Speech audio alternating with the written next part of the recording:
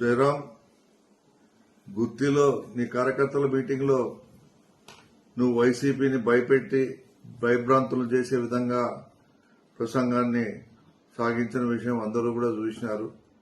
కానీ నీ బెదిరింపులకు, నీ తాటాకు చెప్పుళ్లకు ఎవరు ఇక్కడ భయపడేందుకు సిద్ధంగా లేరు. ప్రత్యేకంగా మా వైసీపీ పార్టీ నాయకులు, కార్యకర్తలు పార్టీ కోసం ప్రాణాలు ఇచ్చేందుకన్నా సిద్ధంగా ఉన్నారు.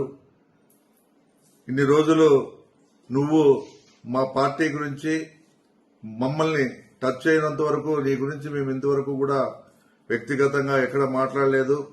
ఈరోజు నీ యొక్క మాటల ధోరణికి మేము ఈ విధంగా మాట్లాడాల్సి వస్తా ఉంది. నీవేదో అనుకుంటా ఉన్నావు, రాజకీయాలు మాకేం కొత్త కాదు, ఇటువంటి వాటిని ఎన్నో చూసినాం. నా 65 ఏళ్ల జీవితంలో రకరకాల దౌర్జన్యాలు చేసిన కాలాల్ని చూసినాం, ఎంతో మందిని చూసినాం, ఎంతో మందిని ఎదుర్కొన్నాం. నువ్వేం మాకు లెక్క కూడా కాదు. నువ్వు అనుకుంటున్నావేమో నీ పార్టీలోని ప్రజలు, నీ పార్టీలోని నాయకులు, నీ పార్టీలోని కార్యకర్తలు నీవు ఎమ్మెల్యే అయినప్పటి నుంచి నీ ప్రవర్తన చూసి విసిగి వేసారి ఎందుకయ్యా దీన్ని గెలిపించుకున్నామని మా దగ్గర ఎన్నో రకాలుగా ఎన్నో సందర్భాల్లో తెలియజేయడం కూడా మేము విన్నాం. కాబట్టి చెప్తా ఉన్నాను, ముందు నీ పార్టీలో పోటీ చేసేందుకు మీ నాయకులు, కార్యకర్తలు సిద్ధంగా ఉన్నారో లేదో ఒక్కసారి ఆలోచన చేసుకో. నువ్వేమనుకుంటా ఉన్నావు? ఏం అంత చేతులు ముడుచుకొని కూర్చో వ్యక్తుల్లాగా మా పార్టీ కనబడుతుందా?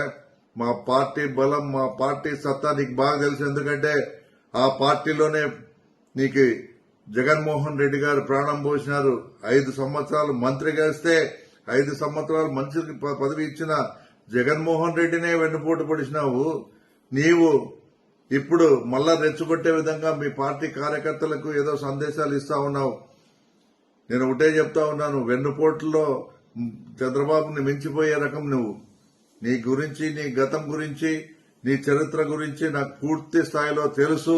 అయినా నీ గతం గురించి, నీ చరిత్ర గురించి నేను మాట్లాడాల్సిన అవసరం లేదు. అది నా దీనికి తక్కువ అవుతుంది. కాబట్టి ఎప్పుడైనా కానీ ఒక బాధ్యతాయుతమైన శాసనసభ్యునిగా ఉన్నప్పుడు ప్రజల సంక్షేమం గురించి, అభివృద్ధి గురించి మాట్లాడాలే తప్ప ఏమయ్యా నువ్వు రాజ్యాంగాన్ని సృష్టిస్తావా? రెడ్ బుక్ రాజ్యాంగం అనేది మీరు సృష్టించుకున్నది. ఈ దేశంలో ఇది ప్రజాస్వామ్య దేశం. కేవలం అంబేద్కర్ రాజ్యాంగం తప్ప వేరే రాజ్యాంగం ఇక్కడ చెల్లుబాటు కాదు. అది తెలుసుకొని మాట్లాడితే బాగుంటుంది. మా పార్టీ కార్యకర్తల జోలికి గాని, మా నాయకుల జోలికి గాని వస్తే మాత్రం